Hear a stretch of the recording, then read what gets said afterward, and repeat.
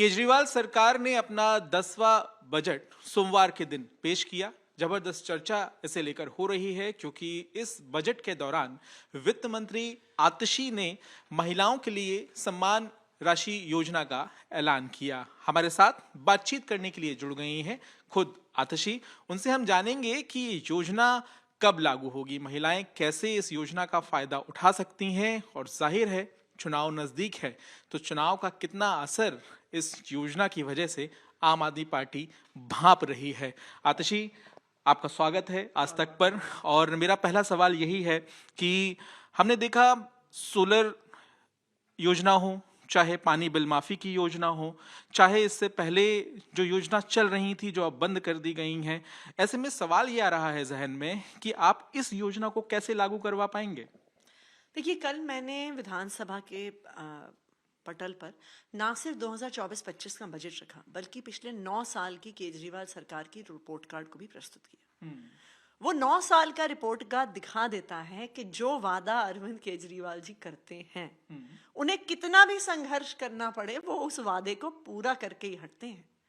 ऐसा नहीं है कि जो स्कूलों में सुधार आया है, मोहल्ला क्लिनिक की शुरुआत हुई है, सीसीटीवी कैमरा लगे हैं, अनऑथराइज्ड कॉलोनीज में डेवलपमेंट का काम हुआ है, ये सब संघर्ष के बाद हुआ है। ये सब लड़ाई झगड़े के बाद हुआ है। ये सब एलजी साहब के कभी सामने, कभी हाथ जोड़ने से, कभी लड़ाई झगड़ा करने से हुआ है। तो पिछले 9 सालों में भी संघर्ष पूर्वक ही काम हुआ है, लेकिन सारे वादे पूरे हुए हैं। उसी तरह से जो मुख्यमंत्री महिला सम्मान योजना की बात है, अगर अरविंद केजरीवाल जी ने वादा कर दिया तो वो वादा पूरा होके रहेगा। क्या है ये योजना, इसके बारे में बताइए। और लोगों के मन में सवाल रहते हैं, लोग पूछते भी हैं कि क्या हमें 1,000 रुपये मिलेंगे। किन किन लोगों को इसके दायरे से आपने बाहर रखा है और ये आइडिया आया कैसे? इस पे आपने कहा है कि 2,000 करोड़ रुपए का बजट आपने निर्धारित किया है, उसे लेकर भी भाजपा सवाल कर रही है, लेकिन उससे बाद में आएंगे। किन्हें फायदा मिलेगा पहले ये बता दीजिए। देखिए, मुझे ये लगता है कि ये महिला सशक्तिकरण की शायद देश की सबसे बड़ी योजना होगी। इसलिए क्योंकि ये दिल्ली की मेजॉरिटी महिलाओं को अवेलेबल होगी। इसके लिए सबसे पहला क्राइटेरिया है कि आपको दिल्ली का वोटर होना पड़ेगा। तो इसके लिए आप अपना वोटर कार्ड देंगे। आपको 18 साल के ऊपर का होना पड़ेगा। तो इसलिए आप अपना आधार कार्ड और डिटेल्स देंगे। सिर्फ 3 कंडीशंस हैं जिसके तहत महिलाओं को ये नहीं मिलेगा। नंबर 1, अगर आप सरकारी एम्प्लॉई हैं। नंबर 2, अगर आप किसी सरकारी पेंशन स्कीम में ऑलरेडी भागीदार हैं, जैसे अगर आपको विधवा पेंशन मिल रही है या बुजुर्ग पेंशन मिल रही है। या नंबर 3, अगर आप इनकम टैक्स पेयर हैं, क्योंकि अगर आप इनकम टैक्स पेयर हैं ये माना जा रहा है कि आपको उसकी आवश्यकता नहीं है। लेकिन फिर भी इन सब एक्सक्लूजन्स के बावजूद भी हमारा ये अनुमान है कि 80% महिलाओं को दिल्ली में इस स्कीम का फायदा मिलेगा। अगर हम कोई टारगेट रखें तो लोगों को क्या बताएं कि इस महीने तक ये योजना लागू हो जाएगी? देखिए, अभी तो किसी भी दिन आचार संहिता लग जाएगी, तो योजना कैबिनेट में आने में, कैबिनेट द्वारा नोटिफाई होने में कुछ समय तो लगेगा। लेकिन ऑफ कोर्स लोगों तक पहुंचना, उनसे फॉर्म भरवाने की प्रक्रिया तो हम शुरू कर ही देंगे। लेकिन आप मान लीजिए कि अगर ये जून के महीने में कैबिनेट में आती है, सारी फॉर्मेलिटीज पूरी होते होते सितंबर अक्टूबर तक लोग, महिलाओं के बैंक अकाउंट में पहली बार पैसा पहुंच जाना चाहिए। आपको हम ये भी बता दें कि वित्त मंत्री के तौर पर आतिशी ने पहली बार बजट पेश किया है और अब वो ये भी कह रही हैं कि सितंबर के महीने तक लोगों के अकाउंट में 1,000 रुपये आने लगेंगे 18 वर्ष से अधिक उम्र की महिलाओं के अकाउंट में। लेकिन राम राज्य को लेकर भी काफी चर्चा आतिशी ने कल अपने बजट में की और इसके पीछे ऐसा लगा कि आप भारतीय जनता पार्टी की पिच पर बल्लेबाजी करने पहुंच गए हैं, क्योंकि इन्होंने राम मंदिर प्राण प्रतिष्ठा के बाद से 400 पार का नारा लगाना शुरू कर दिया है। तो आपको लगा कि ये मौका छोड़ना नहीं चाहिए। देखिए, हम तो राम राज्य की पिछले 9 साल से बात कर रहे हैं और बात से ज्यादा हम राम राज्य को यथार्थ करने पे काम कर रहे हैं। आप अगर राम राज्य की जो भी परिकल्पना है जो रामचरितमानस में रखी जाती है, वो क्या कहती है कि राम राज्य में कोई दीन नहीं है, कोई दुखी नहीं है, कोई बीमार नहीं है, हर परिवार समृद्ध है। जो सबसे पीछे है, जो सबसे नीचे है समाज में, उसके बारे में सबसे पहले सोचा जाता है। तो पिछले 9 साल से अरविंद केजरीवाल जी की सरकार यही तो प्रयास कर रही है, चाहे वो गरीब बच्चों को अच्छा स्कूल देना हो, लोगों को अच्छा इलाज देना हो, उपेक्षित अनाधिकृत कॉलोनियों में विकास करना हो, महिलाओं को सबसे आगे रखना हो, बुजुर्गों को सबसे आगे रखना हो। ये तो अरविंद केजरीवाल जी की सरकार 9 साल से करती आई है। तो भारतीय जनता पार्टी सिर्फ भगवान राम का नाम लेती है, राम राज्य की बात करती है। आम आदमी पार्टी राम राज्य को यथार्थ करती है, उसे जमीन पे उतारने का प्रयास करती है। ये अंतर है दोनों पार्टियों में। इंडिया गठबंधन के तहत आप लोग क्योंकि चुनाव लड़ रहे हैं और जब बीजेपी 400 पार का नारा देती है, आपको क्या लगता है आप जहां चुनाव लड़ रहे हैं वहां पर आप कितनी सीटें जीतेंगे? खैर, दिल्ली की बात करें, दिल्ली में क्या आप 7 सीटें जीत रहे हैं इंडिया गठबंधन के तहत?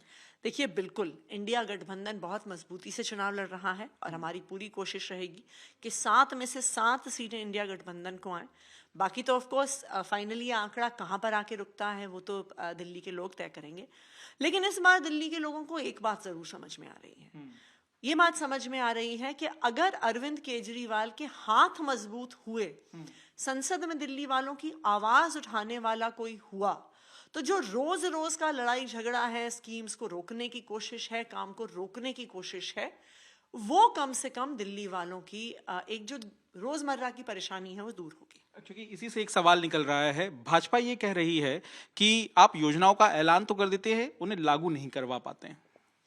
भारतीय जनता पार्टी अपने द्वारा शासित कोई एक राज्य हमें बता दे जहां पे सरकारी स्कूल प्राइवेट स्कूलों से बेहतर कर रहे हैं। ठीक है। भारतीय जनता पार्टी कोई एक राज्य हमें दिखा दे जहां पे प्राइमरी हेल्थ केयर, मोहल्ला क्लिनिक्स जितना शानदार चलता है। भारतीय जनता पार्टी कोई एक राज्य अपना दिखा दे जहां पे 24 घंटे बिजली आती है और बिजली का बिल फिर भी 0 आता है, तब मैं मानूंगी कि वादे कौन पूरे करता है। देखिए, पूरा देश जानता है कि भारतीय जनता पार्टी चुनावी वादों के नाम पे जुमले सामने रखती है।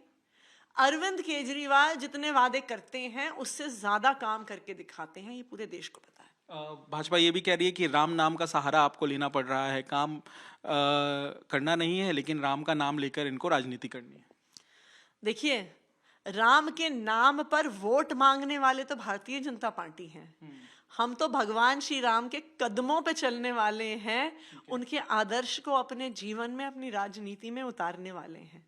अगर भारतीय जनता पार्टी भी अपने जिन राज्यों में उनकी सरकार है, राम राज्य को यथार्थ करने का प्रयास करेगी, तो मुझे लगता है इस देश में लोगों की जिंदगी बेहतर होगी। मेरा एक सवाल बजट को लेकर है। कल मनीष सिसोदिया की याद आई क्या आपको? क्योंकि मैंने देखा है कि जब वो बजट पेश करने जाते थे तो आप उनका साथ जरूर देती थी, याद आई उनकी?